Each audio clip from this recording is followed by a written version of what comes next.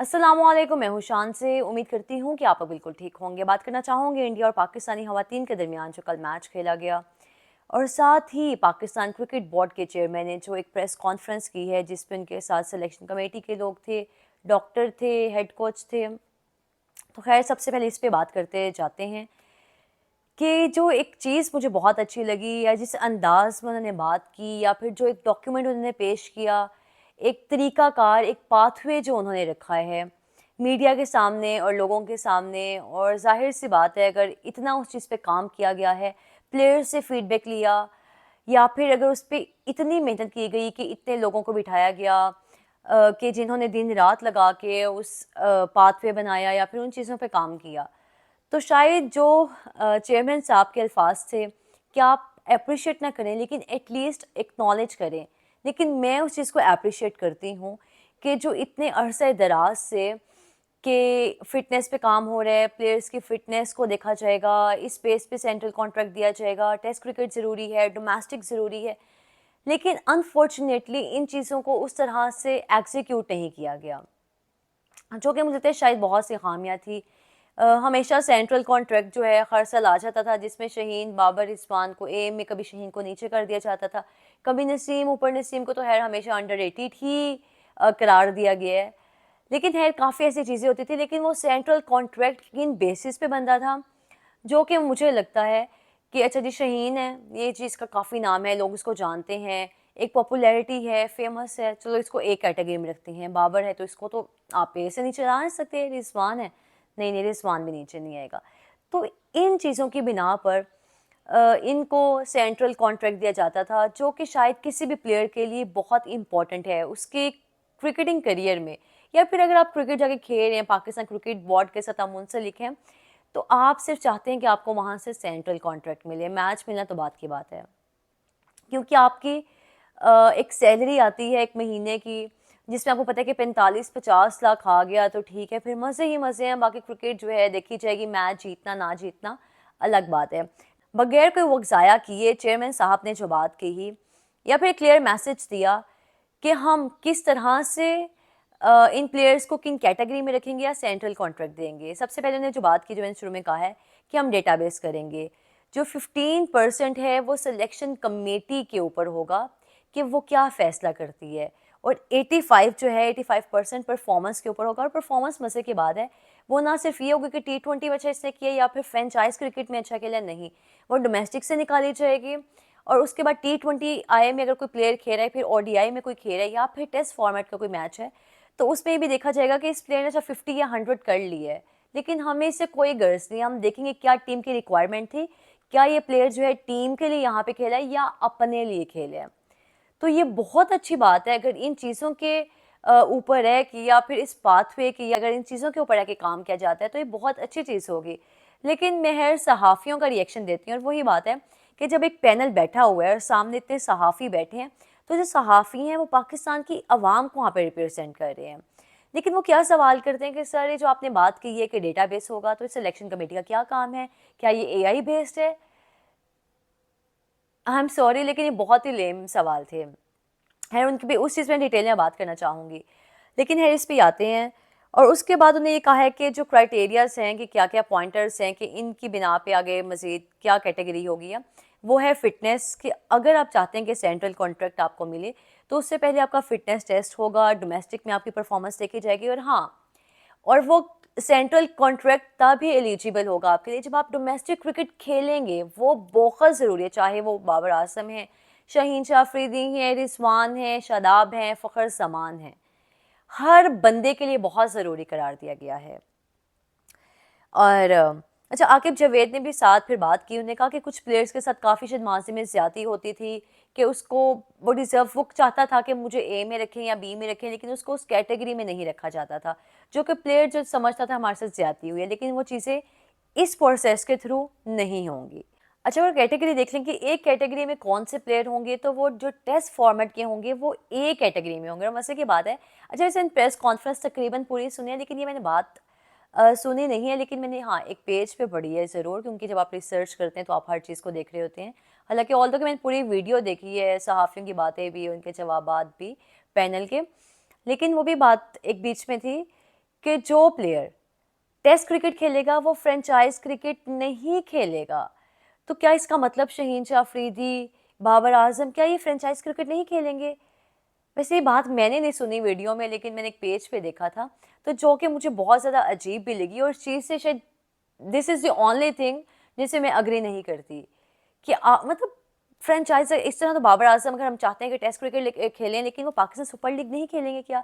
तो अगर इस चीज़ का अगर आपको इल्म है, अगर आपको इस चीज़ का आइडिया है, तो डू लेट मी नो, ताकि मुझे भी इस बारे में आगाही हो।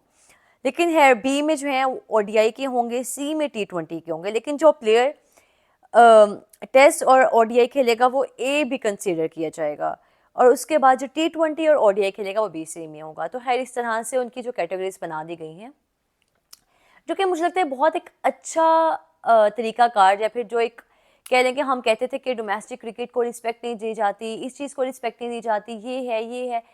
तो उन सब चीज़ों पे काम किया गया, प्लेयर्स को बुलाया गया, उनसे फीडबैक लिया गया, शायद प्लेयर्स ने भी बेहतर रिस्पॉन्ड किया, बेहतर उनका अच्छा फीडबैक था। और उसके बाद माइक हैसन ने जो बात की, फिर जो डॉक्टर थे, अच्छा मजे के बाद जो डॉक्टर से सवाल तो नहीं था, है वो था चेयरमैन साहब से, कि बताएं कि पहले माजी में हम देखते थे कि प्लेयर्स जो हैं उनका फिटनेस टेस्ट जो है मीडिया के सामने लिया जाता था, जो कि मुझे भी लगता है गलत है। तो खैर उन्होंने कहा कि आपकी कॉल है, आप जवाब दें डॉक्टर साहब को। तो डॉक्टर साहब ने ये कहा कि ये प्लेयर की सेफ्टी और उसको प्लेयर्स को सिक्योर रखने के लिए हम जो है इस चीज़ को नहीं मीडिया के सामने पेश करते, ना मीडिया को हम अलाउ करते हैं कि ड्यूरिंग जब हम फिटनेस टेस्ट ले रहे हो तो मीडिया वहाँ पे हो। तो खैर वो चीज़ गलत भी है, लेकिन आप जो सवालात करते हैं सहाफ़ी, मैं उनसे मुखातिब होना चाहती हूँ कि काइंडली वहाँ पे आप बेहतर तरीके से सवाल क्या करें, आप एक सवाल को रट लिया करें, एक लाइन है, दो लाइन है, काइंडली आप उस चीज़ को बार बार पढ़ लिया करें, लेकिन आप शर्मिंदा ना करवाया करें। अब जो पहला सवाल था उसमें बार बार अटक रहे हैं, आई थिंक बहुत बुरा इम्पैक्ट जाता है, बहुत बुरा जाता है। और जो वहाँ पे मुझे लगता है कि मैं इस चीज़ पे हर बात नहीं करना चाहती। फिर एक सवाल आया वो सहाफ़ी से, जहाँ तक मैंने आवाज़ पहचानी है, मैं समझ पे गई थी। अच्छा वो सवाल करते हैं कि आकिब जावेद को बहुत ज़्यादा वहाँ पे एम्बैरसमेंट भी फ़ील होती है कि आकिब जावेद इतने टाइम से हैं, पिछले 2-2.5 साल से, आप तभी ये बात करते हैं कि इतने टाइम से फ़िटनेस पे काम नहीं हो रहा। अगर आज आप ये चीज़ लेकर आए हैं कि हम इस चीज़ के थ्रू जो है प्लेयर्स को टीम में सेलेक्ट करेंगे, एक सेंट्रल कॉन्ट्रैक्ट देंगे, ये होगा वो होगा। तो उन्होंने कहा कि हम काफ़ी टाइम से कोशिश कर रहे थे, लेकिन वो चीज़ें नहीं हो रही थी। बीच में टेस्ट क्रिकेट आई, उसने हमें काफ़ी डिस्टर्ब किया, ये वो। और उसके बाद जो चेयरमैन साहब से सवाल है कि क्या इतने टाइम से आपने इन लोगों को पाकिस्तान क्रिकेट बोर्ड के चीज़ें मतलब करने के लिए दी हुई हैं, तो क्या कल को आप इन जिम्मेदारान से सवाल करेंगे, ये होगा वो होगा। तो फिर उसमें क्या जवाब देते, फिर उन्होंने कहा कि देखिए अब मीडिया पे एक चीज़ आ रही है कि यूनुस खान को यहाँ का मेंटोर बना दिया, इस चीज़ का मेंटोर बना दिया, हाफिज़ को ये हुआ, सरफराज जो काम कर रहे हैं उनको आपने उतार दिया। तो जब इस तरह की चीज़ें मीडिया में आती हैं तो शायद फिर मैं उन चीज़ का जवाबदेह नहीं हूँ। लेकिन जहाँ तक बात है कि हाँ, जो कि अच्छी बात है कि उन्होंने, चाहे वो आकिब जावेद हैं, मैं शुरू में आकिब जावेद के बारे में कहती है बहुत बॉल्ड डिसीजन लेंगे, बहुत एक निडर इंसान है, लेकिन कुछ चीज़ों में आपको चांस लेना पड़ता है। आप वो जो एक आपका स्ट्रॉन्ग ओपिनियन है ना, शायद मेरे साथ भी ये इशू है, तो आपको उस चीज़ से निकल के फैसले करने पड़ते हैं। आपको साथ वाले बंदे की बात माननी पड़ेगी, आपको फ्लेक्सिबिलिटी लानी पड़ेगी अपने फैसलों में, अपने कही हुई बातों में। तो आप ये नहीं कि जैसे वो स्पिन कंडीशन का कहते हैं तो आप हर टाइम वही बना दें, हर दफ़ा आप वो बना दें। लेकिन है आकिब चेयरमैन साहब ने कहा कि मैंने लोगों का मतलब दिया हुआ काम और टाइम लगता है चीज़ों को होने में। फिर आकिब ने भी कहा कि अच्छा आप इस सवाल करेंगे कितने टाइम में पाकिस्तानी क्रिकेट बेहतर होगी, तो मैं कैसे कह सकता हूँ 6 माह में हो। तो यार बहुत ही लेम क्वेश्चन था वो जिन्होंने भी किया था। तो खैर काफ़ी वो एक अच्छी मुझे आज की प्रेस कॉन्फ्रेंस लगी, जो कि मैं बहुत ज़्यादा अप्रिशिएट करती हूँ, ना सिर्फ एक्नॉलेज करती हूँ। बात कर लेते हैं इंडिया और पाकिस्तान की। खवातीन के दरमियान कल मैच खेला गया, जो कि जब मैच मैंने देखा शुरू में तो बहुत सी खुशी हुई कि क्या बॉलिंग आती है। सादिया इकबाल आई हैं, पहली विकेट लेके जाती हैं, पहली बॉल पे छक्का भी पड़ता है, लेकिन ओवर की शायद आखिरी या सेकेंड लास्ट बॉल पे विकेट निकालती हैं, और बहुत ही उस ओवर में उन्होंने खूबसूरत डिलीवरीज की हैं, बहुत ज़बरदस्त। कि जब पहली बॉल पे छक्का पड़ा है, हल्के से बॉल उन्होंने ज़रा बाहर पिच किया था, और उसके बाद फिर अंदर बॉल लेकर आई, अंदर लेके आई मज़ीद उन्हें, मतलब बहुत ही स्मार्ट डिलीवरीज की कि उन्हें बहुत फंसाया और वहाँ पे विकेट हासिल की। फिर साथ ही हम देखते हैं कि जो उनकी दूसरी बल्लेबाज आती हैं, आई थिंक जमीमा या जमाइमा उनका नाम है, बहुत अच्छी बैटर भी हैं, लेकिन उनकी जिस तरह से विकेट निकाली गई, नतालिया परवेज़ का जो कैच था कि कैच ड्रॉप होने लगा, फिर कैच का जो एग्रेशन था शायद उससे आपको आइडिया हो जाए कि वो विकेट कितनी इंपॉर्टेंट थी। लेकिन जैसे ही हरमनप्रीत कौर कप्तान और समृति मंदाना आती हैं, समृति मंदाना को तो बहुत चांस मिला, लकी भी रही कि जो एक कैच था ड्रॉप हुआ आलिया रियाज ने किया, और कैच ड्रॉप होने से पहले जो चौका भी आलिया रियाज ने पढ़वाया। मतलब जीरो फिटनेस है, आप भाग रही हैं, आपकी बॉडी ऐसे ऐसे, मतलब आपको लग रहा है जैसे आप किसी वो कार्टून नेटवर्क लगा हुआ है और वहाँ पे कोई करेक्टर है जो कि भाग रहा है। बहुत ही बुरी परफॉर्मेंस। मुझे लगता है कि शायद एक दो प्लेयर्स हैं, अब इनको भी टीम से अलविदा कह देना चाहिए, क्योंकि कल मैच देखे बहुत ज़्यादा मायूसी हुई कि इतना experience, I think more than 12 years, और उसके बावजूद भी आप फील्ड में इतनी बुरी हैं। वहीं नतालिया ने एक और कैच किया बाउंड्री पे, जो कि फातिमा सना की बॉल थी, उनने फ्लिक किया, लेकिन बाउंड्री पे नतालिया परवेज खड़ी थी, उन्होंने बहुत खूबसूरत कैच किया, शायद यही उनका कैच था। लेकिन वहाँ पे आलिया रियाज की काफ़ी डिसअपॉइंटिंग, और फिर बैटिंग पे आई तो 17 पे 18, बहुत ही बुरा खेला आपने। आपकी बॉडी लैंग्वेज, अगर आपसे चले शुरू में एक चौका आपको पड़ भी गया, चौका आपसे नहीं रोका गया, मिस फील्ड हुई, लेकिन उसके बाद आप कैच तो एटलीस्ट करें। समृति का कितना इंपॉर्टेंट कैच था, और उसके बाद फातिमा सना से भी एक प्लेयर का कैच था, वो नहीं पकड़ा गया, आई थिंक हरमनप्रीत का था या किस प्लेयर का था। तो काफ़ी है गलतियाँ की गई पाकिस्तानी खवातीन की जानिब से, पाकिस्तानी वीमेन क्रिकेट की जानिब से, जिसने शायद मैच को बहुत दूर लाके खड़ा कर दिया। अच्छा, मजे की बात है कि जब बॉलिंग अच्छी हुई, फिर बीच में इतना उन्होंने पार्टनरशिप लगाई, समृति ने बहुत बेहतर बैटिंग की, बल्कि पाकिस्तान के ना सिर्फ बेहतर बैटिंग की बल्कि पाकिस्तान की खवातीन से वो मैच भी छीन कर लिया। और उसके बाद की बैटर आती हैं ऋचा घोष, जो कि बहुत बेहतर पावर हिटर भी हैं, प्लेयर हैं अच्छी, और उन्होंने जिस तरह की आके इनिंग्स खेली हैं, जो भी मैं बात कर रही थी, इम्पैक्ट प्लेयर इम्पैक्ट इनिंग क्या होती है, शायद वो इस वक्त साथ ही आपको वो एग्जाम्पल भी मिल गई है कि 17 बॉल्स पे आई थिंक 34 किया था, जो कि टीम के लिए बहुत इंपॉर्टेंट था, प्रेशर डालने के लिए अगली टीम पे, कि अगली टीम 170 का टारगेट, 171 का टारगेट सुन के ही वहाँ पे आपका कॉन्फिडेंस शैटर हो जाता है, वहाँ पे अपने आप हौसले जो हैं पस्त कर लेते हैं कि शायद हमसे नहीं हो पाएगा।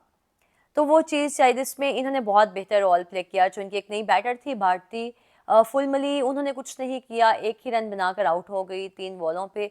लेकिन अगर बात कर लेते हैं पाकिस्तानी बैटर्स की, कि जब ओपनिंग पे मुनीबा अली ने ज़बरदस्त बैटिंग की, लेकिन मज़ीद उनको चाहिए था कि लंबा लेकर चलें। गुलफरोज़ा कुछ नहीं कर पाई, ऑल तो हम गुलफरोज़ा को देखते हैं डोमेस्टिक में या फिर पाकिस्तान में जहाँ क्रिकेट खेलती हैं, तो काफ़ी बेहतर पावर हिटिंग करती हैं, और शायद टाइम लगता है, मुझे लगता है हमारे प्लेयर्स के पास बहुत लैक ऑफ कॉन्फिडेंस है, और वो बहुत ज़रूरी है। वो जितने मैचेस मिलें, चाहे वो डोमेस्टिक में हैं, ख़वातीन की पीएसएल होनी चाहिए, तो खैर ये एक अलग डिबेट है, इसमें भी नहीं जाना चाहते। और उसके बाद अगर आप देखें, सायरा जबीन को चांस दिया गया इस मैच पे, और बहुत ही ज़बरदस्त बैटर है। मैंने एक मैच में कमेंट्री की थी, और वहाँ पे सायरा जबीन जो थी उस मैच का हिस्सा थी, मैंने उनको देखा लाइव बैटिंग करते हुए, बहुत ज़बरदस्त पावर हिटर है, लेकिन वो भी कुछ नहीं कर पाई। आयशा जफ़र से बहुत उम्मीदें थी, लेकिन बायलैटरल सीरीज़ में छोटी टीम्स के खिलाफ जब आप करते हैं तो आपको भाई कॉन्फिडेंस ही मिलते हैं, तो आप क्यों नहीं इन प्लेटफॉर्म पे आके रन्स बना पाते? आई थिंक आपको वही चीज़ माइंड में रहनी चाहिए, आप पहले प्रेशर ले जाते हैं। हाँ, प्रेशर हैंडलिंग की भी बात की गई है कि हम उन प्लेयर्स को भी देखेंगे कि अगर परफॉर्म कर रहे हैं, लेकिन क्या उस टाइम पे प्रेशर इतना था, उस चीज़ को उसने हैंडल किया, ये चेयरमैन ने बात की थी। खैर उसके बाद जी तस्मिया की मैंने बात करना शायद भूल गई, अब तस्मिया की मैंने बात की कि उन्हें बॉलिंग अच्छी करवाई, फातिमा सना ने अच्छी बॉलिंग शुरू में करवाई, लेकिन तस्मिया को बाद में काफ़ी महंगे ओवर पड़े। रमीम शमीम जो है एक बॉलर, वो भी अच्छी हैं, पहला ओवर इतना अच्छा नहीं गया था, अगला ओवर अच्छा करवाया, लेकिन है इस तरह बैटिंग में है कि बहुत ही बुरी परफॉर्मेंस है, नतालिया ने कुछ नहीं किया, वेरी डिसअपॉइंटिंग। लेकिन मैं चाहती थी कि ईमान फातिमा जो है जिनको बाहर बिठाए गए, उनको मैच का हिस्सा होना चाहिए था। है इस तरह पाकिस्तान ने बहुत 106 पे ही पाकिस्तान की जो प्लेयर्स थी वो ऑल आउट हुई और मैच नहीं जीत पाए, लेकिन जो अगले मैचेस हैं उम्मीद है कि पाकिस्तान की टीम कुछ ना कुछ बेहतर करेगी। लेकिन हाँ, एक चीज़ का मैं क्रेडिट देना चाहती हूँ इन प्लेयर्स को, कि जो हम माजी में टीम देखते थे वो इतना भी नहीं कर पाते थे, उनमें बहुत ज़्यादा एक वो कह लें हर लिहाज से वो लोग बहुत पीछे थी, लेकिन अब वाले प्लेयर्स में कॉन्फिडेंस है, यंग प्लेयर हैं, चहकरी हैं, महकरी हैं, मतलब अच्छी लगती हैं लड़कियां क्रिकेट खेलती हुई।